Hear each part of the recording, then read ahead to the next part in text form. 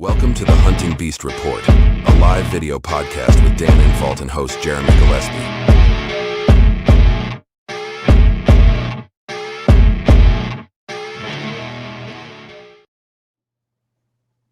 All right, welcome to episode 10 of the Beast Report. Got a familiar face on today, Josh Teulker. Josh, how you doing today?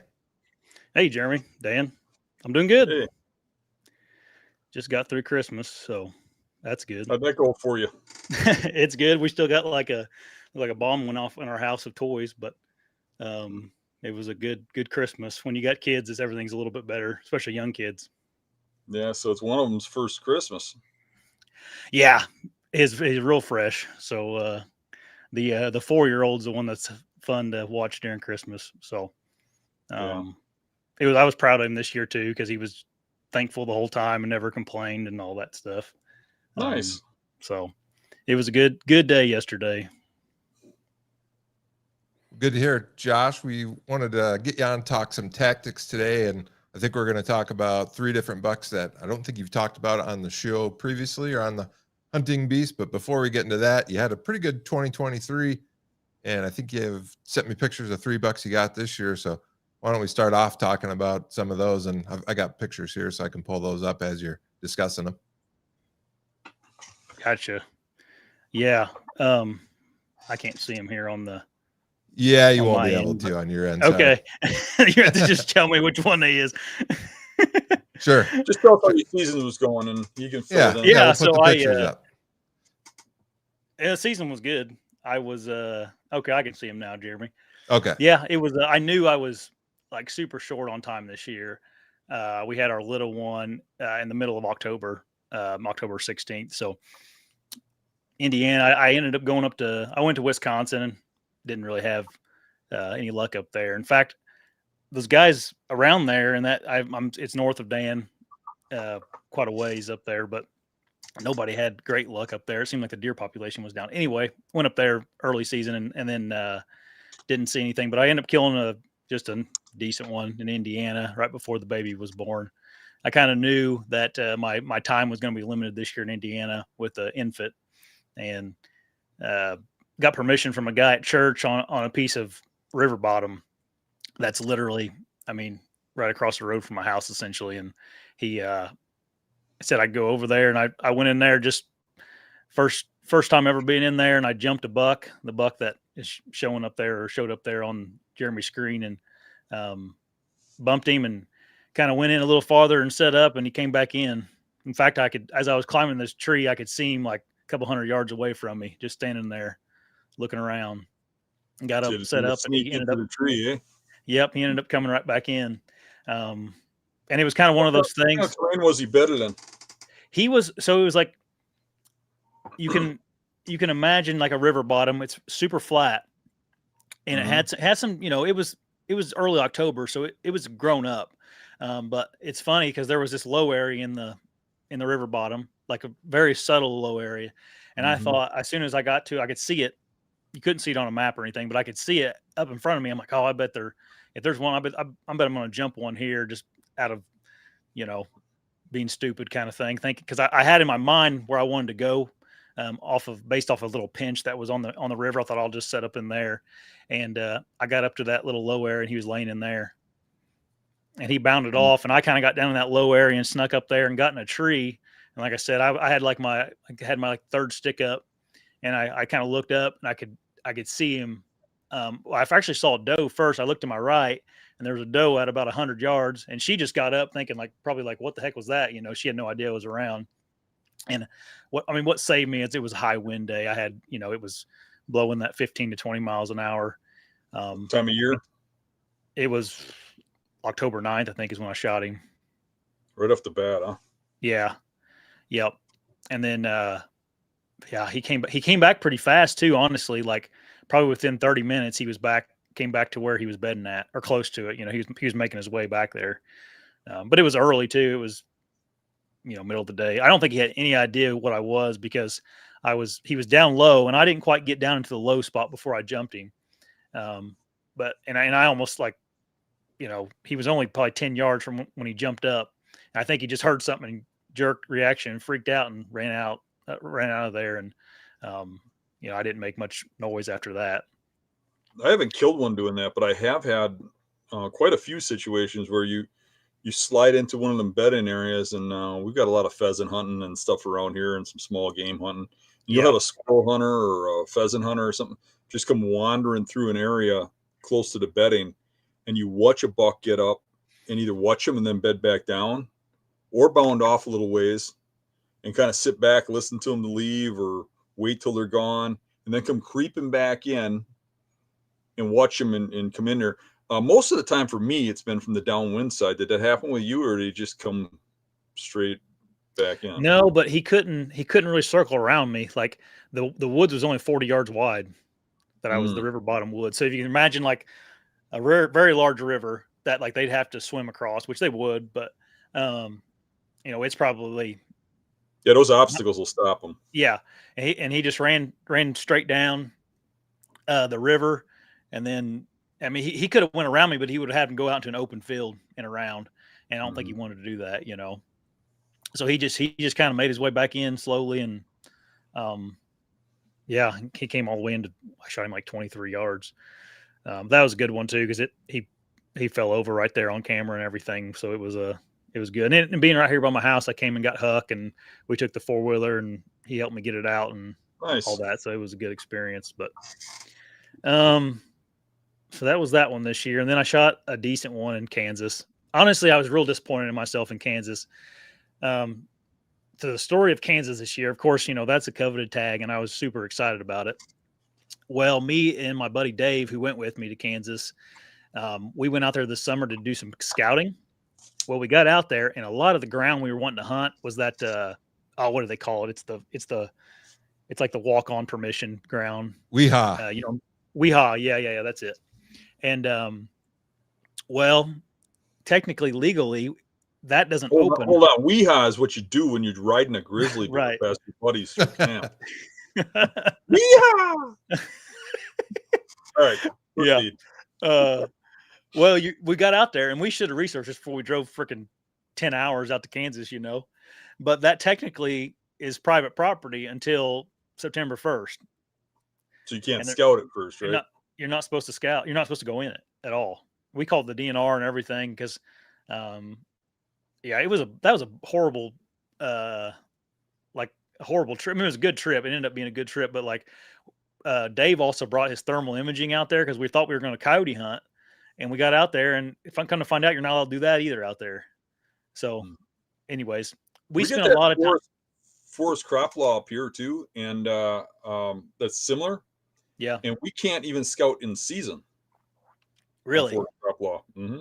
A lot of people don't realize that. You have to have permission from the landowner to go on that land to do anything other than hunt. Yeah. So you have to scout with a weapon in your hand, basically. So if you grab a 22 out of your truck, you're squirrel hunting or whatever. But are you really if you're scouting? It's just stupid. You should be able to either be on the land as a hunter or not. Scouting should be part of hunting. But I've had wardens tell me that is against the law to scout on forest cropland. Yeah, it's weird. I kind of get the not like during the summertime not being in there, but during season, like you think they could be able to. But there again, it's like we're a minority, man. Like most people don't scout during season. They just go and set in a spot and wait. Hey, Josh, anyway. real quick, if you get back to Kansas, most of that weehaw stuff's open through turkey season. So if you ever go back, you can spring scout, but you can't. It's hard to scout early fall. I mean, it's impossible. Like you said, you can't get on that land before then. Yeah, a lot of that stuff's open through the end of May. Yeah, and we were more or less just going out there just to get a feel for everything. So it ended up being a very successful trip because we ended up just knocking on doors. Like I don't know how many doors we knocked on, and we got a whole bunch of no's. In fact, we got all no's except for we were driving down this one road, and we got to looking around, and we're like, man, this is the best habitat we've seen since we've been here. And, you could see all the no trespassing signs everywhere and this and that. And almost everything we stopped by, most of the answers were it's leased. Somebody had already leased the ground. But there was this old, a guy on a side-by-side with his family, and him and his grandkids were shooting turtles in this pond. And he lived on this road. And we got to talking to him. We just stopped and talked to him. And He ended up having like 400 acres, and we were like, he's like, we asked him if we could hunt there, and he just told us, well, he said, call me before you come and I'll let you know. So we got like a maybe there. We'll come to find out right before we went, Dave called him back and he's like, yeah, go ahead. Nobody's been there this year at all. So we got lucky. Cause where we were at, there wasn't a lot of public land. We'd had a little bit of a drive. So we ended up hunting that piece of ground, a fair amount in Kansas. And man, I passed up probably 2 deer that were bigger than the one I shot. I shot that deer from Kansas on the very last day, very last sit. I saw a couple of like 160 pluses and a 150. And then, I was real disappointed that I didn't shoot something over 130 on that property. I felt pretty, I had some opportunities that I screwed up. I passed a really nice 10-pointer that was around 130. But it was an awesome hunt. Like it was probably the best hunt I've ever been on as far as seeing deer. And, it was in that November when we went during gun season here. So November 15th area when we were there right in the middle of the rut. I also learned a lot about like watching deer because you could see a lot there. And I've never like been able to experience watching like a 5 or 6 year old buck naturally act. And, we saw a lot of 4-year-olds, 3-year-olds out there running around chasing does. And I saw a deer that was in the 160s and he was old. And if you can imagine, guys, like a big CRP field, and in the middle of CRP field was like a 20-acre woods. And I snuck in that woods one morning. And I was sitting there, and right as it got light, I could see this big rack in the CRP field, and it was him. And that deer, I bet he stuck his head in that woods, and I bet he didn't move 70 yards the next 2 hours. And he would just like take a few steps and kind of look around, and he would just move a little bit, and he was very methodical about every move he made. He was walking away from me. He was probably like 100 yards from me whenever he got into the woods. And I like grunted and snort wheezed at him, and he just didn't even like, a lot of deer would just be like, what the heck?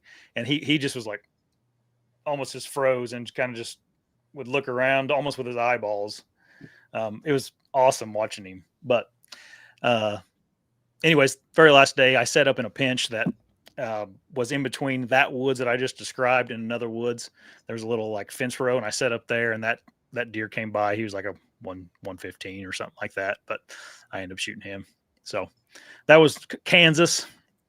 Tough weather this year. I was in Kansas, I think the week before you were, Josh, like the 8th to the 15th, and I could have wore my short sleeve Hawaiian shirt most of the time. It was pretty awful weather this year. It was hot. It was hot. Yeah. I don't know. They were still moving good for us, but again, we were on a piece of private, so take that for what it's worth. Dave hunted some public and saw bucks. So he had like a nice 8-pointer, my buddy that was with me, in range on some private or public. So maybe we just hit it right, and then I went over to Tennessee and shot a decent deer for Tennessee, when was that? That was after Thanksgiving, right there. That 1st of December, I think, is when I shot that deer. That was a fun hunt. That's something I've never experienced. I shot that on a hunt club, and like Patrick, he comes on before the Echo quite a bit. He used to call in a lot. He took me to his hunt club, and it was as pressured as any. Like he said that, and you always think like, it's private. There's not as much pressure there, but we pulled in. There were 6 trucks, guys hunting there. Like there's a lot of folks running around on those hunt clubs. But that deer came in. It was a typical rut hunt. Everything's pushed back in Tennessee. Like the rut there is pretty good. That last week of November, first week of December, and I saw a couple does real early in the morning, like right as getting light. I didn't see anything else until 11 o'clock. And all of a sudden those does I saw came like running through this road I was sitting on. This road was, if you can imagine, like a thicket, and someone just bush hogging a road in the middle of it. And I was sitting at the end of the road watching the road, and ended up that buck I shot. Was that a gun hunt? Yeah, it was a rifle hunt. Yep.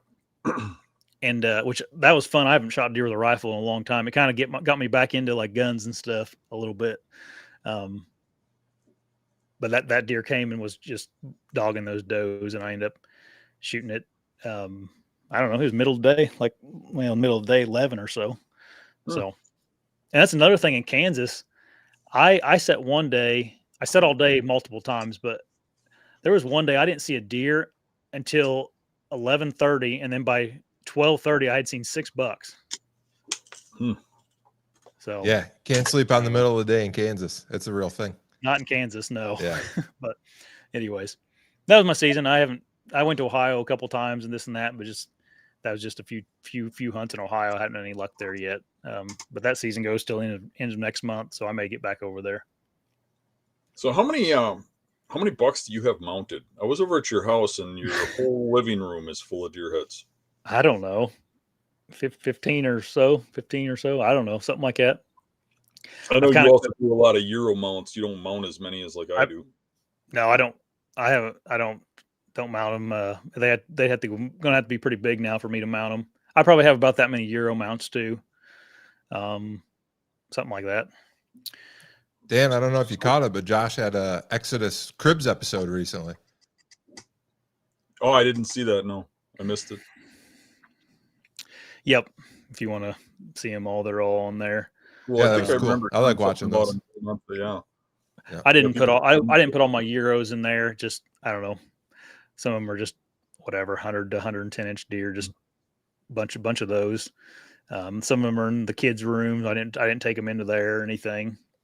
I had a couple deer mounted or Euros in Huck's room, and I took them out one time and was going to put them in here, and he threw a fit, man. So they went back in his room. So when I hunted down by you with you a couple different times, what I noticed is that by you seem to have a very vast background in hill country, and you just seemed to know about every public property that was around there that was hilly, and it's kind of an interesting area because it doesn't seem to have a very large deer population. You have to work just to see deer, but it had some big bucks. So out of your, let's say 30 deer that you have, how many of those came out of the hills of Indiana? Oh, of Indiana? I mean, most of them, half of them probably. And some of them are out of farmland, right? Because I know. Yeah, a lot of them are out of farm that you hunt quite a bit. That's flat. Yeah, flat farmland too. But when I was younger, we hunted a lot of hills too, and when I was younger as well, places that I don't hunt anymore even. So yeah, a lot of them came out of hill country, and then I mean even out of state. Some of them. I mean some of them are Ohio, Kentucky, or that's all hill country down there too for the most part where I hunt at. Yeah, I noticed when I was down by you, you gave me a lot of points. You wanted me to look at some spots. Yeah, and a lot of them were some pretty long walks. For I'm used to most people don't hunt very far back, so I was kind of impressed by that. Yeah, you can get lost in Indiana in the hills. I mean, there's one section not too far from here that we scouted. We walked through it, and it's 7 miles to walk through it. I mean, you can get way back in some of these places.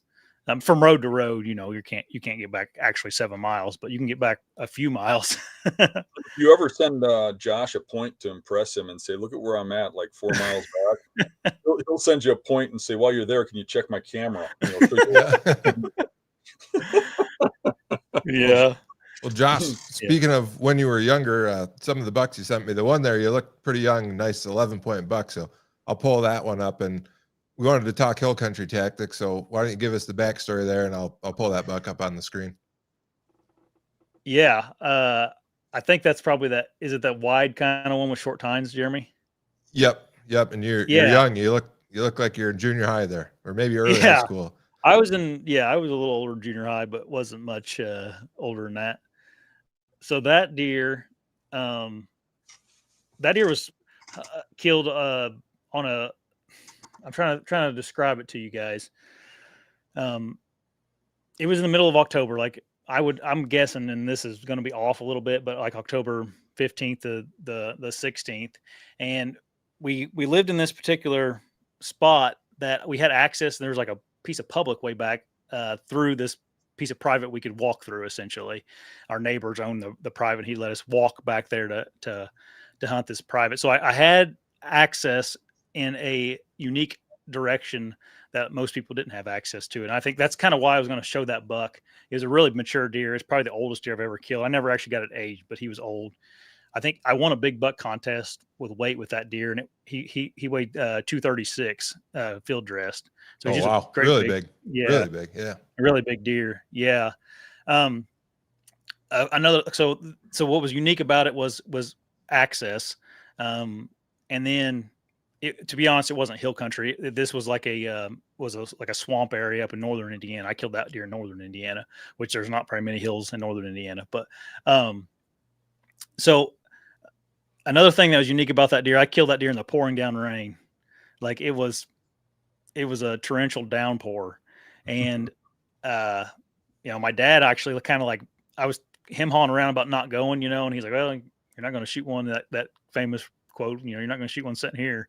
And back then I used a climber, and I took my climber back there, and the swamp that was back there kind of came out and made a point, and then that point came out, and then there was crop fields on both sides of that point. So there was like a real good funnel right there.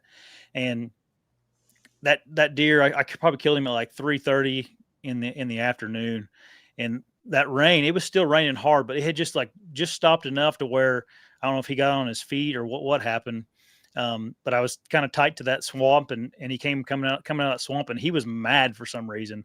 I don't know if something had come through there before I got there or what happened, but he was like tearing up little saplings on his way, walking to me, making scrapes. And he came out of that swamp, and yeah, he was pretty much right underneath me at like 10 yards when I shot him. But I wanted to throw that up there because, like, man, us deer hunters, like, we make so many excuses not to go, whether it be a little bit of rain or it's too windy or this or that. And I've had some of my best hunts on some of those weather conditions that we oftentimes make excuses for. Yeah, it's funny because when you're telling that story, I was thinking about my really big 8 point that I shot in a thunderstorm. Same thing. I was probably in the same age bracket you were when you shot that one. Nowadays I don't. If it's a thunderstorm, I ain't going yeah, right. I get it for sure. But when you're young and gung ho and stuff, that stuff can pay off. Oh yeah. And I think too, you catch those bucks off guard.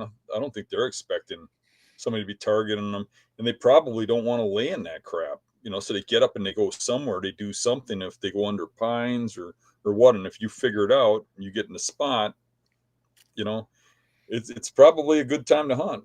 Well, and I hate to say it, like, I wonder how many deer we spook walking in or setting up that we have no idea, and whenever you have those elements in your favor, whether it's rain or wind or something, I think there's something to be said about getting in there without making you don't make a peep whenever it's those conditions. That deer, that video I just posted. No, I haven't yet. No. The first hunt I went on, you could have heard a pin drop, and I set up and I broke a couple branches. Yeah. And the buck comes in, stops, and peers underneath all the branches, and then leaves a different direction. He heard me. He heard me set up. If it would have been a windy day and we talk about that in the video, it's true. That rain gives you huge advantages. Yep. I've killed 100%. Bucks even in current years in rain, because rain gave me the advantage to get closer when I couldn't. I was trying to find a way where I knew where they were bedded, but I couldn't get close enough. Yeah. Because of the dry leaves. Well, when it would get wet, you could sneak right in there. But it wasn't, downpour, windy, thunderstorm rain. It was more sprinkling, Right. My biggest problem is now I film everything. So filming and cameras and rain don't really go in. Oh, yeah. Yeah, I wasn't filming anything back then. It was high school.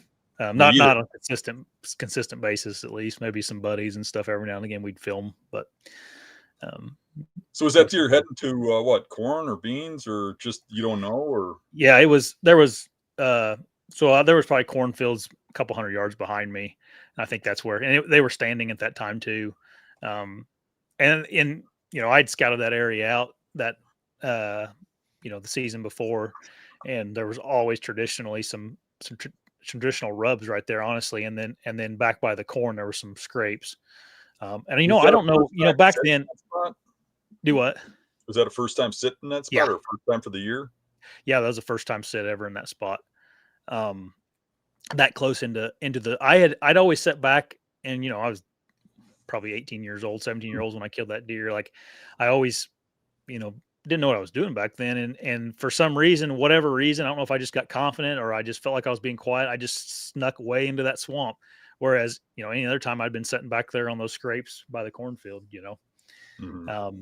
And back then, I don't know if, I probably wasn't smart enough to put two and two together, but, it's completely what we preach now. Is like, you got to get within their, in their range of coming out during daylight hours to their bedding areas.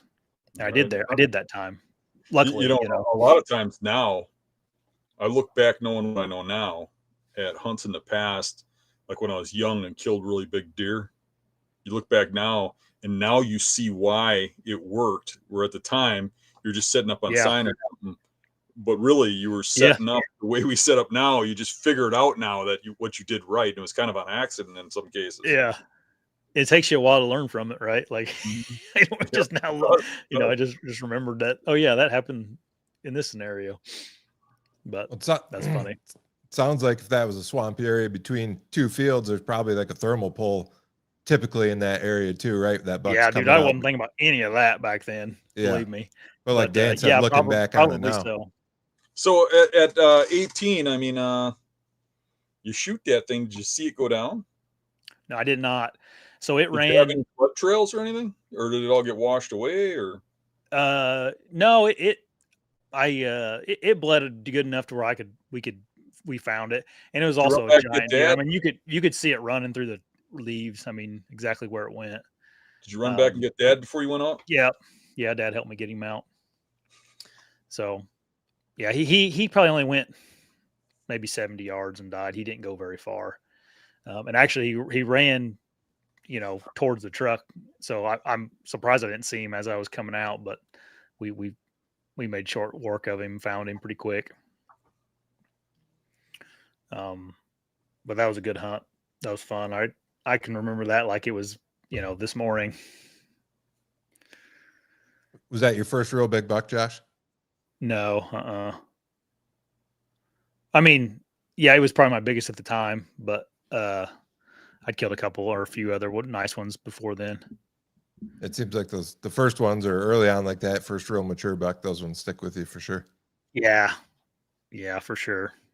Well, you sent two other ones, and let me pull up this second one here. I think this is Indiana buck. This was the middle of the three that you sent.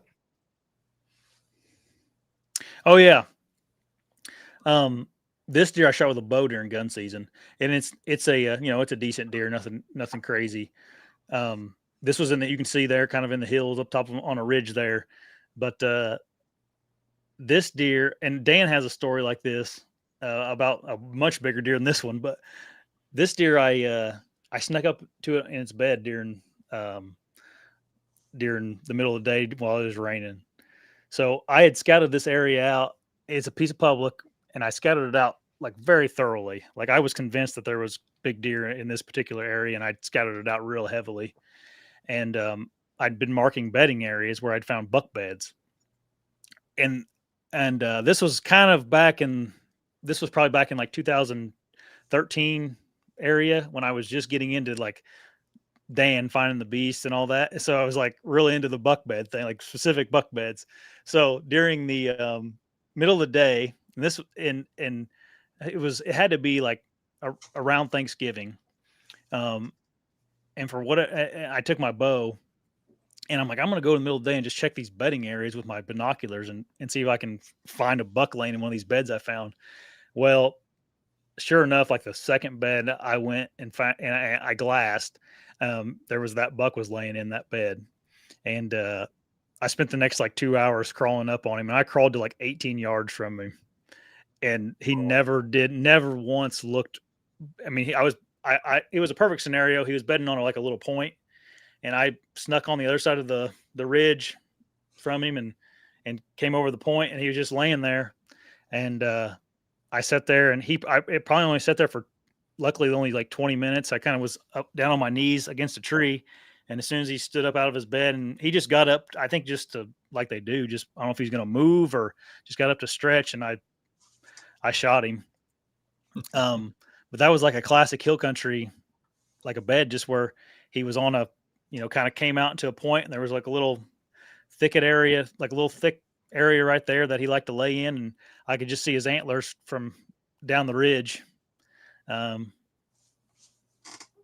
crawled in on him and shot him with my bow. But Pretty awesome. I know Dan has a buck like that in the swamp. I think you shot it with a shotgun, but Yeah, I shot with a shotgun, a little different.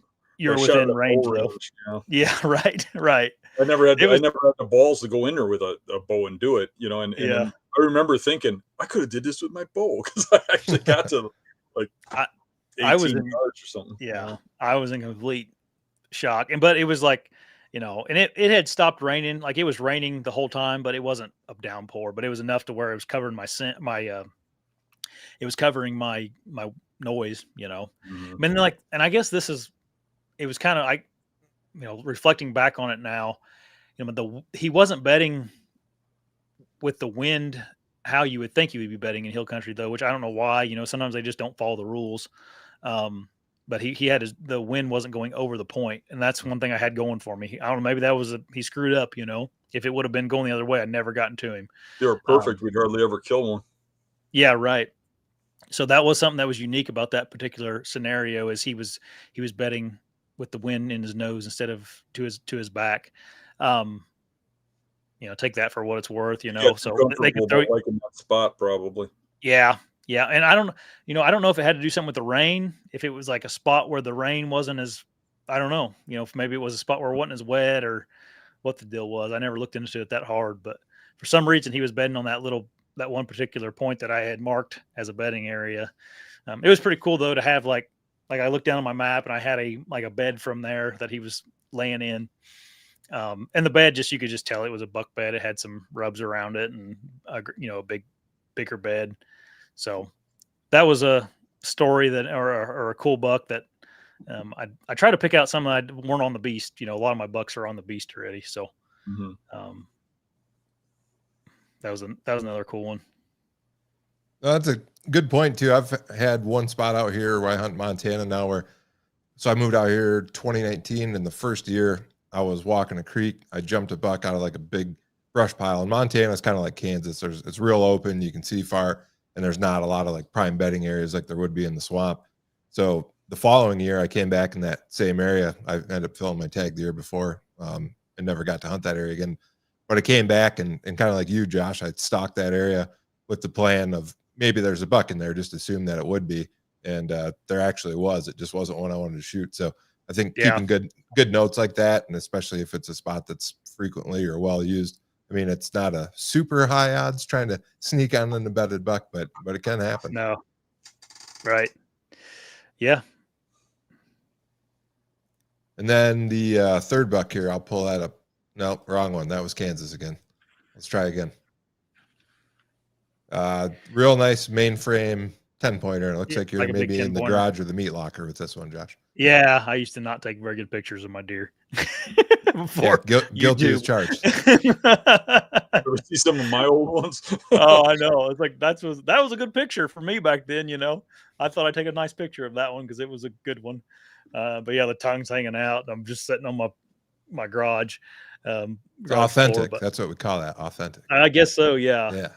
So this deer I wanted to talk about because I have some history with this deer. I knew this deer was in the area. I had some private I could hunt around. I mean, my private areas that I could hunt surrounded by public, which is not ideal. But I found him on some shining one night in the summertime on this private, and then had pictures of him up in the public. And I'd seen him one night sitting early season in the hills, actually down in a little hub is where I saw him. Just kind of circled around me, got my wind like they freaking always do down there in those hubs, and kind of busted out of there. Never saw him again. And I kind of hunted him in that area in the hills, bouncing around trying to find him. Well, come like November 4th, I had a particular spot that I have had pictures of deer between November 3rd and November 5th, like big mature deer all the time. And they just cruised through this particular area that date. Well, I went and set up in this spot, and it's nothing special at all. It's like if you could imagine, like big hills going down into some farm country. There's just a little bitty, like a pinch point that goes before it goes into the farm country.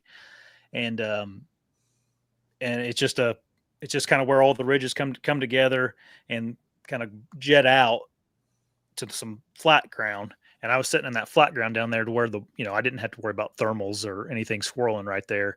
I'd always had a camera there. I just ran a regular SD card camera there and had historical data telling me that bucks for some reason or another travel through there that time frame. So I sat there, and back then I was using a trad bow all the time. And I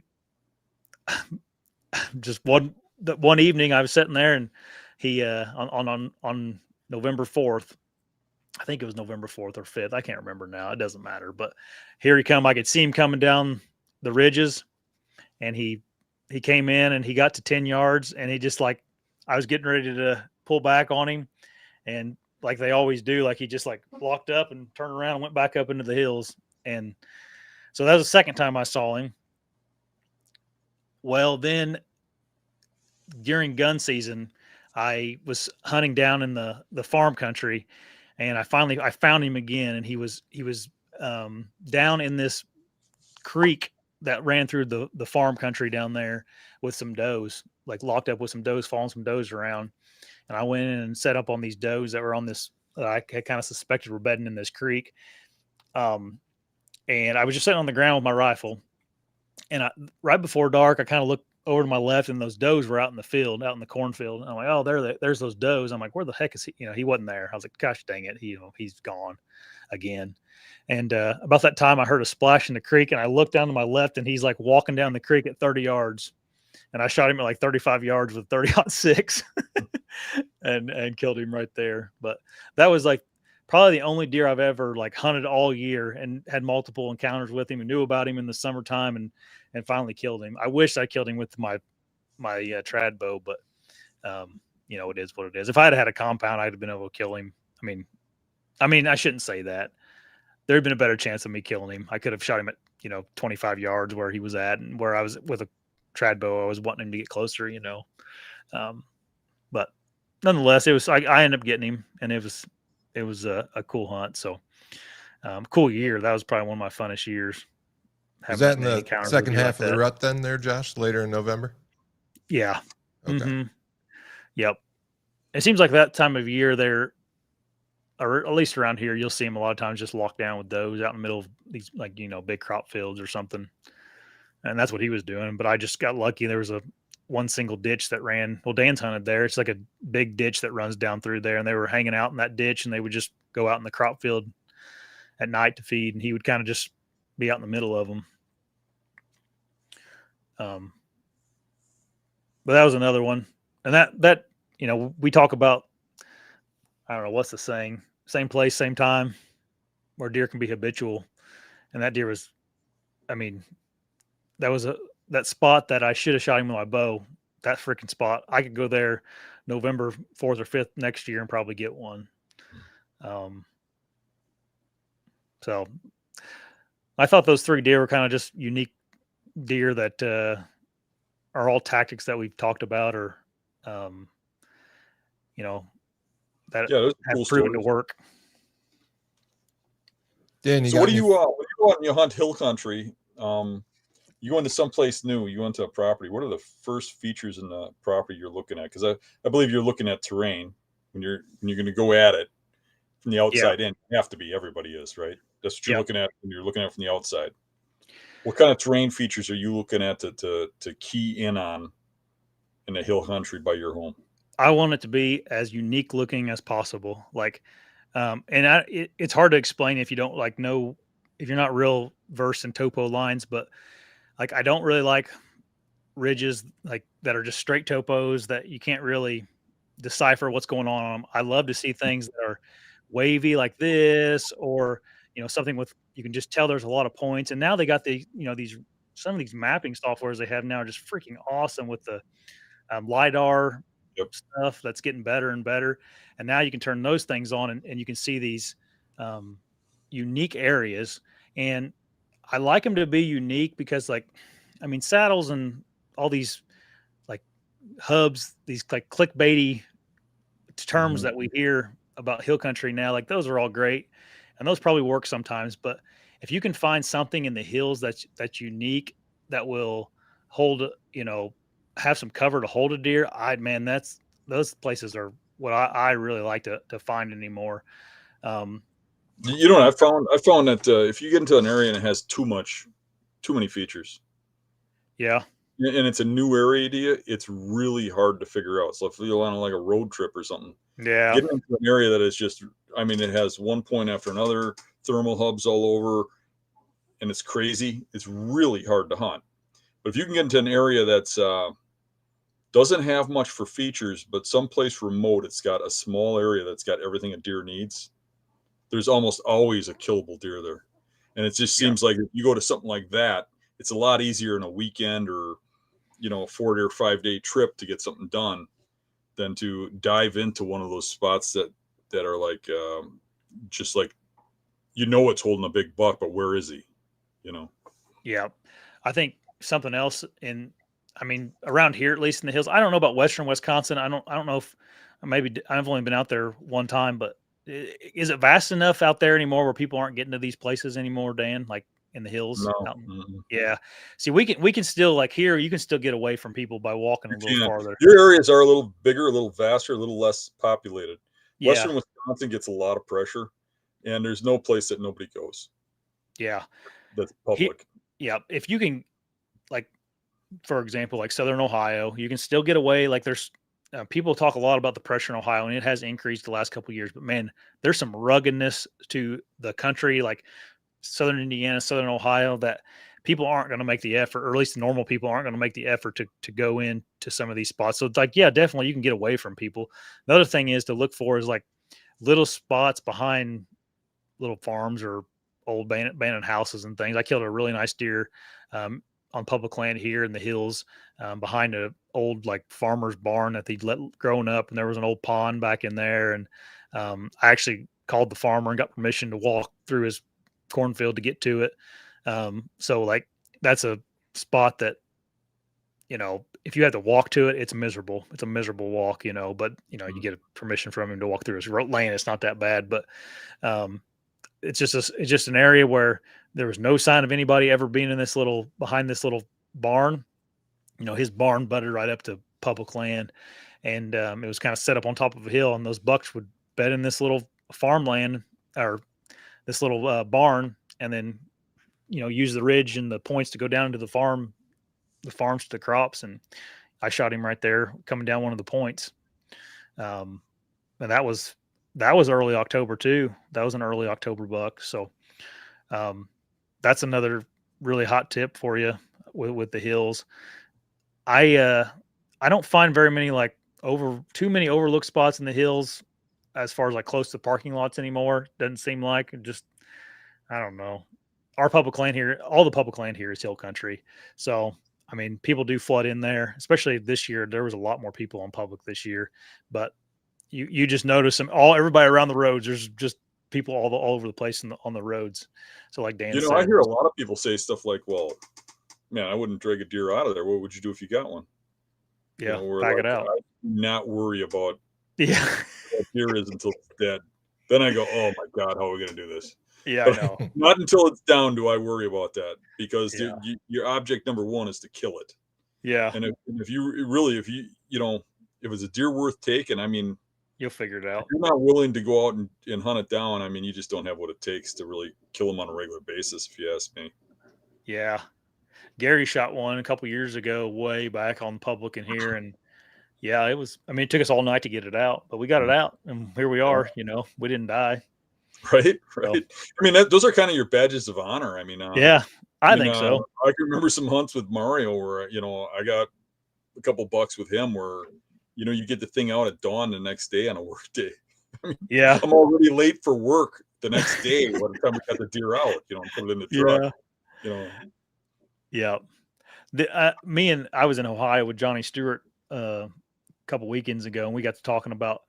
It seems like this year, and I don't know. And this is I didn't get to spend a lot of time hunting in the hills this year. I shot my buck early, I'm outside of Ohio. I've been in the hills quite a bit, but hubs are starting to get a little bit more popular. People are spending a lot of time down low, and the bucks seem to be using kind of some elevation a little more, at least from what me and Johnny were kind of brainstorming and looking at as far as cameras that he had out and things we were seeing. So it's not like, I don't know, it's like everything else, like deer are going to adapt to their surroundings. They're not going to leave, I don't think.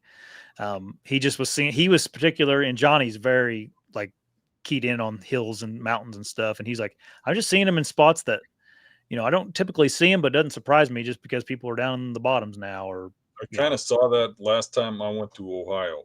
Yeah. Now, I don't have a lot of experience in Ohio, but when I went there was a fair amount of pressure.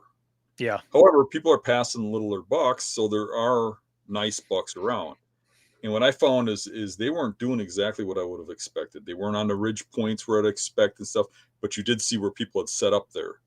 Yeah. But when I started getting below and getting them dropping out of thick cover below, and you start finding them where they're watching axes or bedding just below axes where people wouldn't go, like on the other side of thick stuff, and everybody was entering in from the high stuff. They were staying, mid-hill down low and using a barrier of thick stuff in between. But you had to find stuff that was like where people didn't go to find those deer. I mean, they're still going to bed the type of terrain that they want, but they weren't exactly in the spots where you'd expect based on a map. Yeah. Yeah. Like this, I think the particular buck Johnny was talking about, it was like he was bedding like on the very top of a ridge, just on the other side of a greenbrier patch, and he could just kind of see everything, and yeah, that's what makes it hard about hill country, though. It's like, it's so hard for me to give people pointers because like they don't always follow the rules. Right. And especially whenever, you're getting more pressure on them. So the rules are changing a little bit. Well, the main pointer is just get in there, dive in and find something. I mean, you can't really, Yeah. I mean, as a hunter, you got to take a grain of salt. Anybody tells you anything. I mean, Yep. I mean, and really what, maybe it's my cocky arrogance, but I feel like when somebody gives me a spot, like says, hey, man, you should really check out this spot right here. That's where the bucks live on this property. That's where I jump them. That's where I see them. That's where I've killed them. That's the last spot I'm going to hunt. Yeah.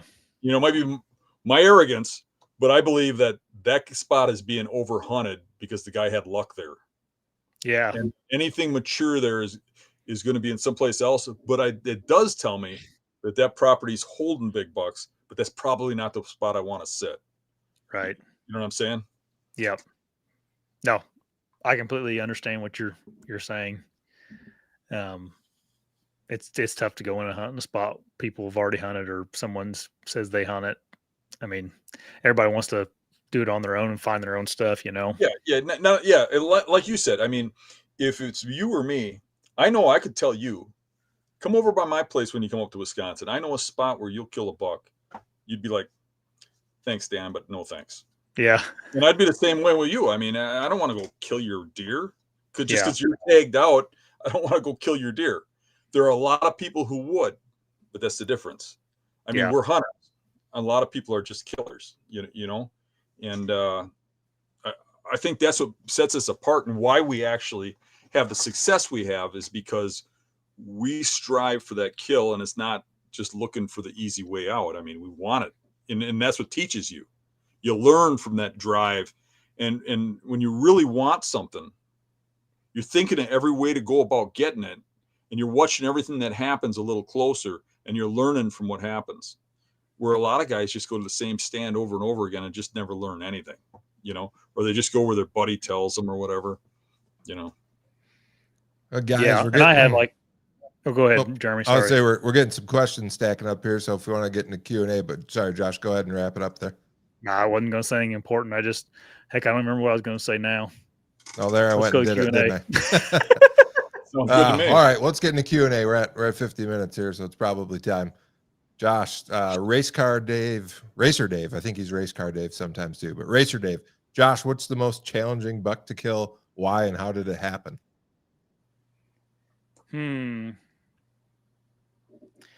Probably I shot one in Wisconsin a few years back up in a spot that's like super, I mean, some of probably the most pressured areas in Wisconsin. And that deer, it's on the beast. You can watch it there. It, I don't know how to kind of just That buck was describe it. impressive to me because that area has a lot more pressure than I have. Yeah. In my area. And there's, I complain about the pressure by me, but that area is more pressured. And getting a buck of that size and caliber is hard. And I think that was either the first or second time you hunted up there. And really, I mean, you're just kind of going in there green. And I was really impressed. And I remember I was going back and forth with you, talking to you about it while you were up there hunting. And you're telling me how you're running into all these people. There's people in the parking lots, and and it was. Yeah, there's a lot of people around there. Yeah. Yep. I went in with my buddy Zank went in together into this little marsh, and kind of one of those deals like, you go this way, I'm gonna go that way. And I kind of scouted out my way in, and I hit, I think, 2 different points going out to the marsh and just didn't like them. And then finally I picked one that I thought would produce the, had produced the best looking area. I had no idea what was there.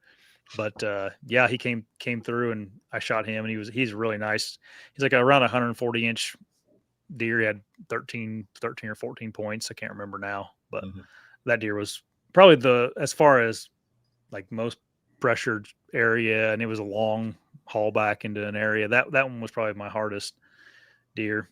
Because I'll just like, the facts are that in Indiana, there's not as many people hunting the deer here as they are up there. So. Did that one catch you just totally by surprise? I mean, were you? Oh yeah, I didn't have any idea. We didn't have any idea it was there per se. My buddy, and he knew in the past that the area was good. But yeah, that was, I had multiple people send me pictures of that deer too after I shot him and put him on the beast. It's the same thing that happened to me this year. The buck I shot, I had no idea that was there.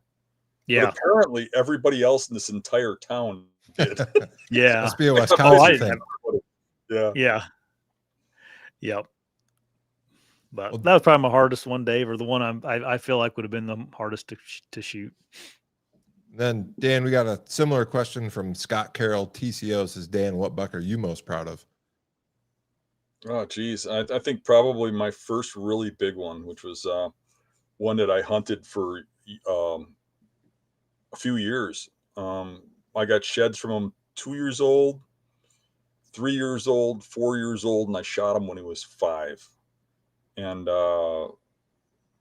that deer gross is close to 170. Real clean 10-pointer with I think it's a 9 and a 10 1/4 brows.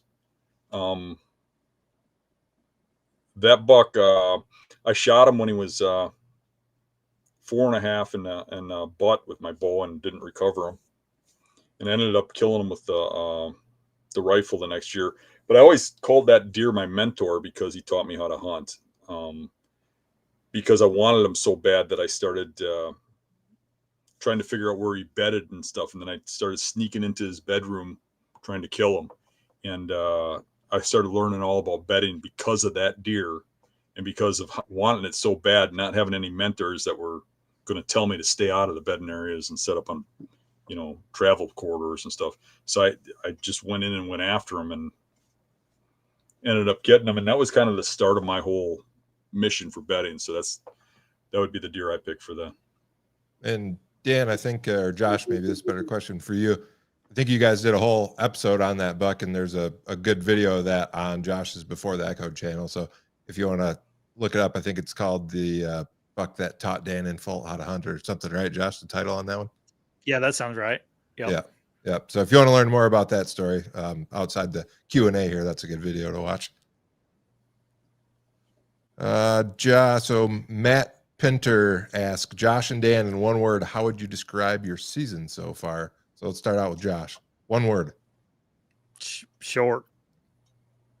I probably hunted less this year than I ever have. Dan? If I can only use one word, chaotic. Okay. I wasn't really happy or sad about my my hunt this year, but I had the ups from the kills, but the downs from the misses.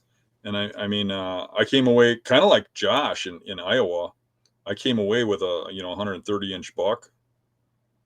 But that first week, I shot an absolute monster that I'm sure would have went well over 170. And everything that could possibly went wrong on that hunt. And at 15 yards, it should have been a dead deer. And that just drove me nuts. But at least I came out on top with a couple of good bucks down, and that made me happy. And I'm going to chime in here and go with, for me, educating, because I'm still trying to figure out how to kill an elk with my bow. And like Dan, getting started in deer. I don't really have any mentors out here, so I'm trying to figure it out on my own. And I had a lot of good chances this year, and I just managed to screw them all up. So educating. I learned a lot, though, next year. There you go. See. Zeke Outdoors asked, did you ever find out what buck was beating up on the buck me and Zeke shot? Oh, up by me? No, I don't know yet. But we are going to put Eric in that area. Eric still wants to hunt that area. And he's the only one of us that's got a valid tag. And I know there's some deer in there, and we're going to go after them. So we might find out, hopefully. We got a month to hunt yet over here.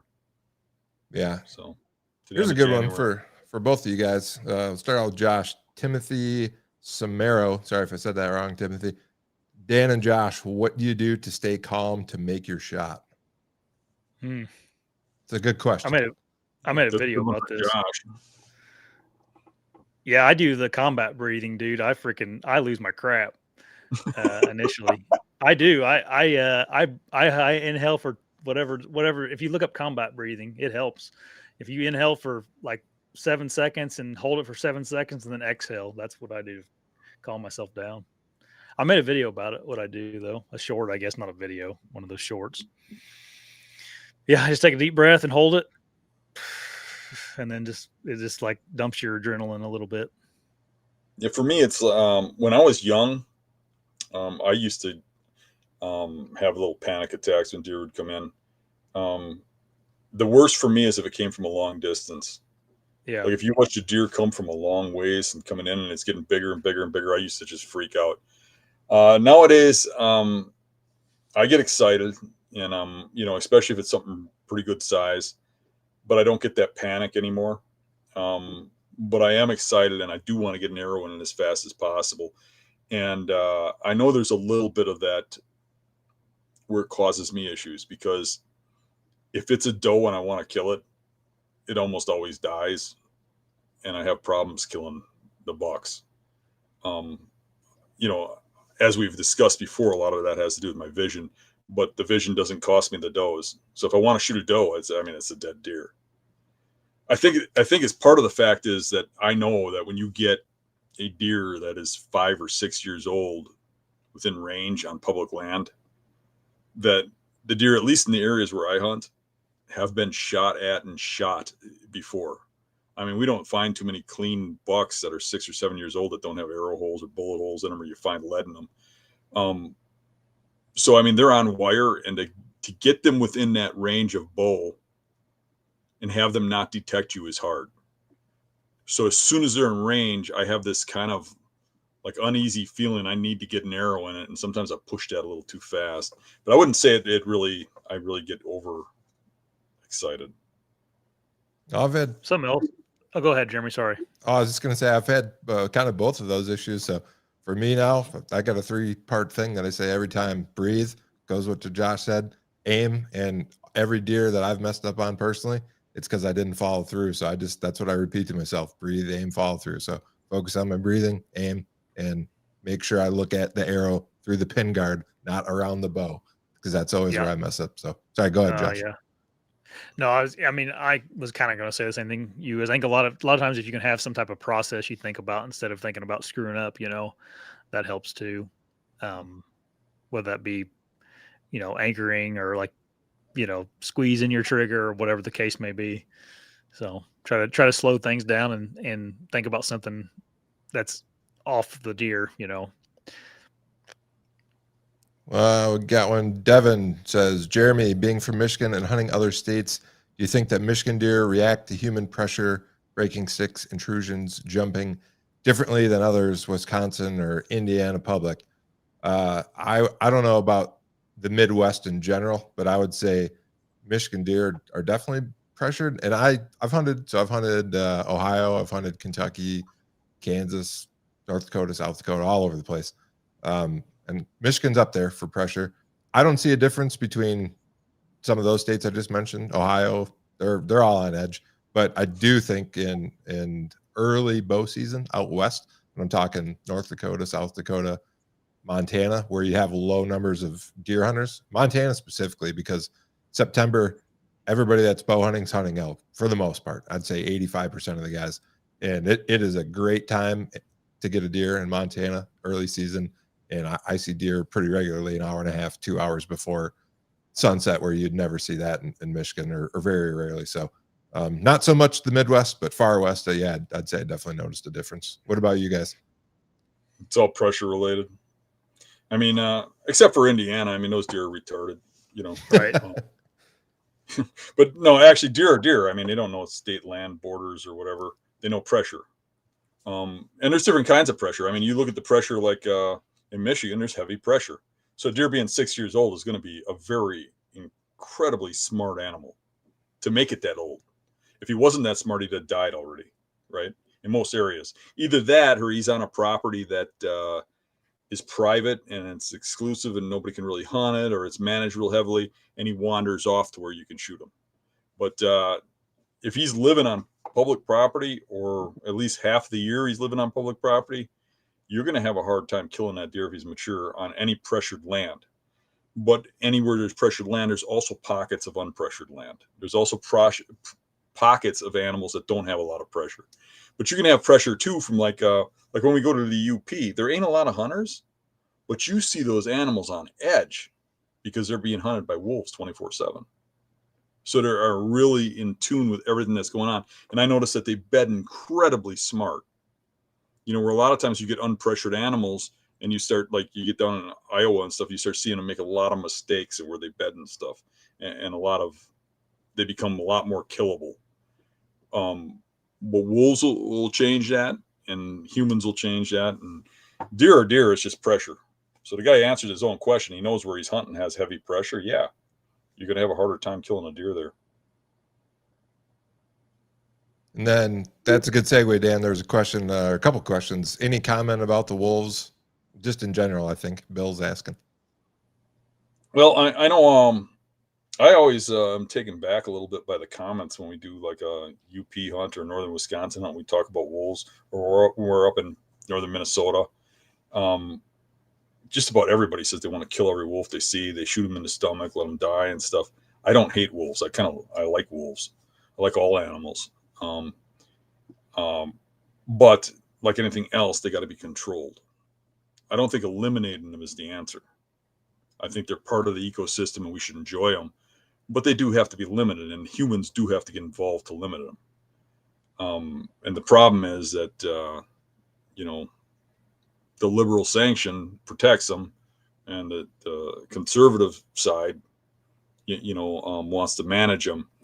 And every time you get one or the other in, it goes back and forth. And it's just,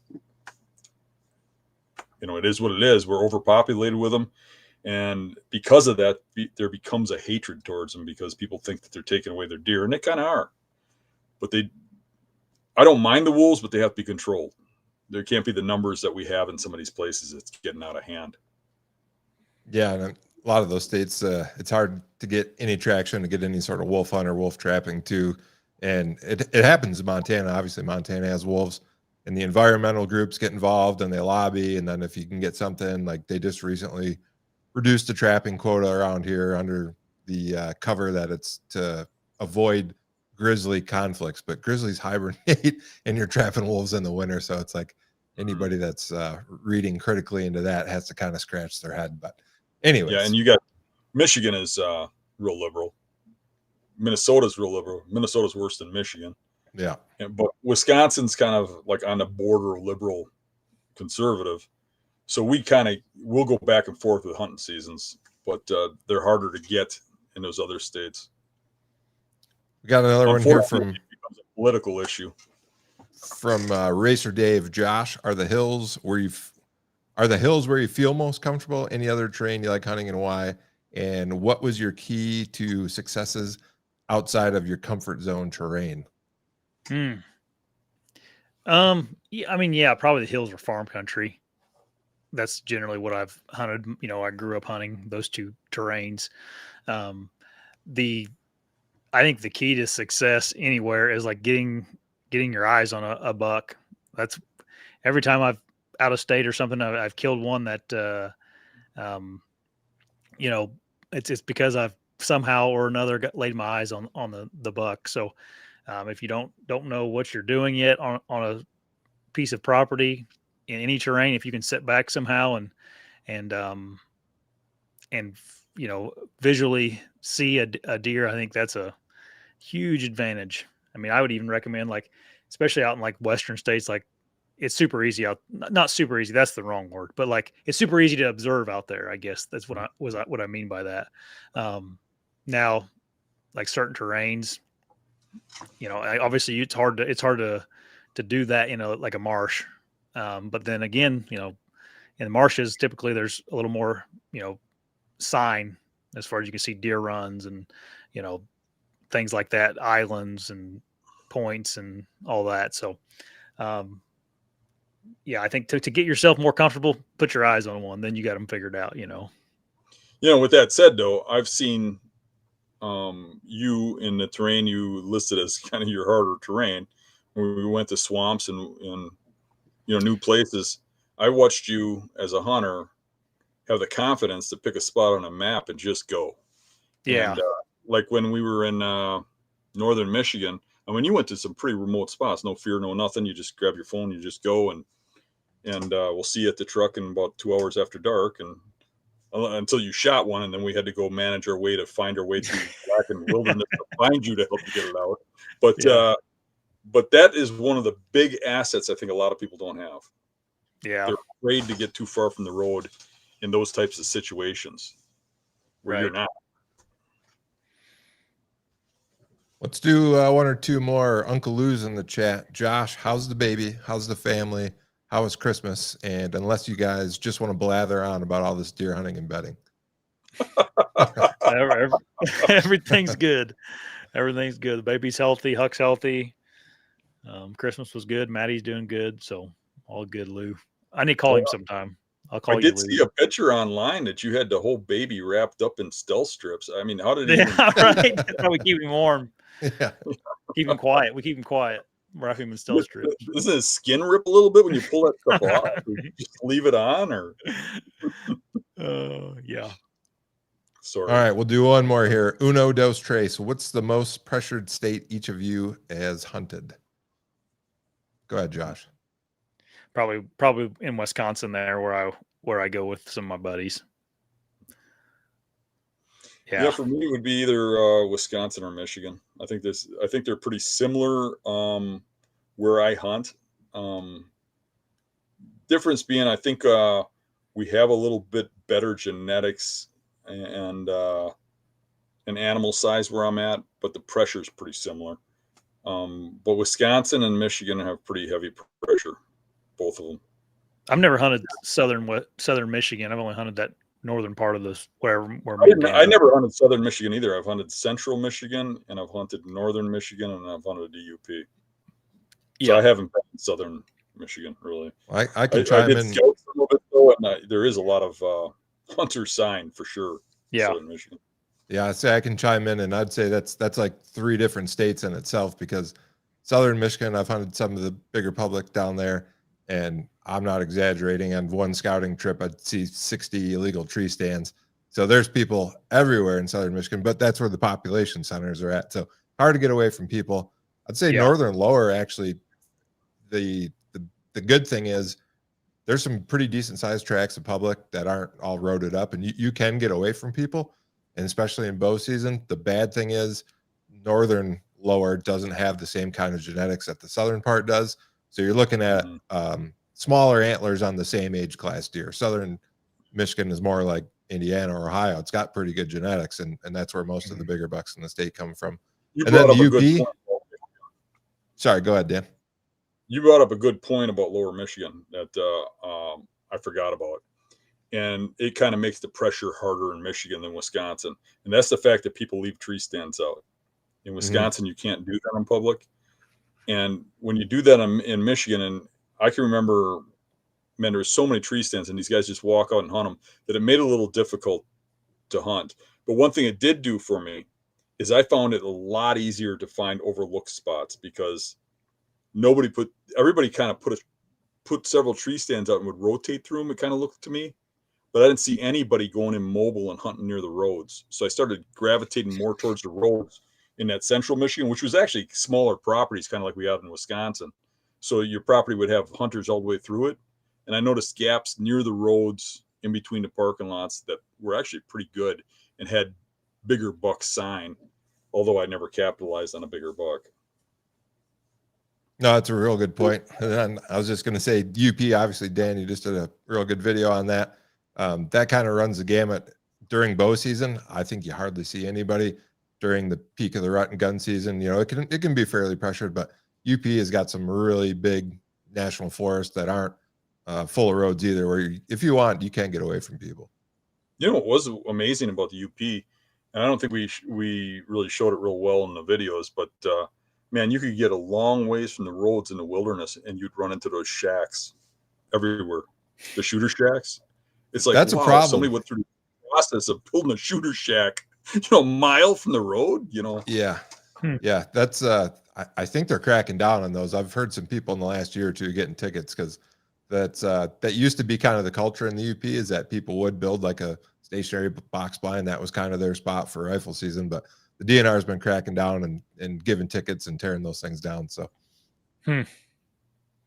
but, well, Josh, any last words here before we wrap it up? No, I don't think so. Thanks for getting on, everybody. Yeah, this was really fun having you on. Kind of cool to get back together and talk. Yeah, for sure. Dan will have to come on mine in a couple of weeks. Sure. We'll give people a little break from us, and then we'll get back on again.